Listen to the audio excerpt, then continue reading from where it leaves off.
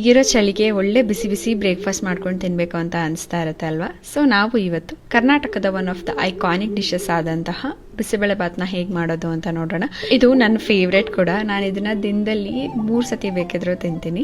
ಸ್ವಲ್ಪ ಹೆಲ್ದಿಯರ್ ಆಗಿ ಮಾಡೋಣ ಅಂತ ಸಿರಿಧಾನ್ಯನ ಬಳಸ್ಕೊಂಡು ಮಾಡ್ತಾ ಇದ್ದೀನಿ, ಮತ್ತೆ ಕ್ವಿಕ್ ಆಗಲಿ ಅಂತ ಪ್ರೆಷರ್ ಕುಕ್ಕರ್ ಅಲ್ಲಿ ಮಾಡ್ತಾ ಇದ್ದೀನಿ. ಬೇಳೆ ಮತ್ತೆ ಸಿರಿಧಾನ್ಯ ಅಥವಾ ನೀವು ಅಕ್ಕಿ ಬಳಸ್ತಾ ಇದ್ರೆ ಅಕ್ಕಿ ಎರಡೂ ಸಮ ಪ್ರಮಾಣದಲ್ಲಿ ತಗೋಬೇಕು. ಜೊತೆಗೆ ತರಕಾರಿ ನಿಮ್ಗೆ ಯಾವ್ದು ಇಷ್ಟ ಆಗುತ್ತೋ ಅದು, ಮತ್ತೆ ಶೇಂಗಾ, ಇದೆಲ್ಲನೂ ಕೂಡ ಪ್ರೆಷರ್ ಕುಕ್ ಮಾಡ್ಕೋಬೇಕು. 3 ವಿಸಲ್ಸ್, ನೀರು ಬಂದ್ಬಿಟ್ಟು 8 ಟೈಮ್ಸ್ ಹಾಕೋಬೇಕಾಗತ್ತೆ. ಇದೆಲ್ಲ ಆದಮೇಲೆ ಹುಣಸೆ ಹುಳಿ, ಬೆಲ್ಲ, ಉಪ್ಪು ಮತ್ತು ಬಿಸಿಬೇಳೆಬಾತ್ ಪುಡಿನ ಕಾಯಿ ಜೊತೆ ರುಬ್ಕೊಂಡು ಆ ಪೇಸ್ಟ್ನ ಕೂಡ ಹಾಕ್ಕೊಂಡು ಕುದಿ ಬರೆಸ್ಕೋಬೇಕು. ಕನ್ಸಿಸ್ಟೆನ್ಸಿನ ನಿಮ್ಗೆ ಹೇಗೆ ಇಷ್ಟ ಆಗುತ್ತೋ ಅದನ್ನು ನೋಡಿಕೊಂಡು ಅದ್ರ ಮೇಲೆ ನೀರನ್ನ ಹಾಕ್ಕೊಳ್ಳಿ. ಅದಾದಮೇಲೆ ನಾವು ಕೊನೆಯಲ್ಲಿ ತುಪ್ಪ ಮತ್ತು ಹಿಂಗು, ಸಾಸಿವೆ, ಗೋಡಂಬಿ ಒಗ್ಗರಣೆ ಕೊಟ್ಕೊಂಡ್ರೆ ಬಿಸಿಬೇಳೆಬಾತ್ ರೆಡಿ ಆಗೋಗುತ್ತೆ. ಈ ಡಿಶ್ ಒಂಥರ ಟ್ರೂ ಮೀನಿಂಗ್ ಆಫ್ ಬ್ಯಾಲೆನ್ಸ್ ಅಲ್ವಾ. ಎಲ್ಲ ಫ್ಲೇವರ್ಸು ಇದೆ ಇದರಲ್ಲಿ.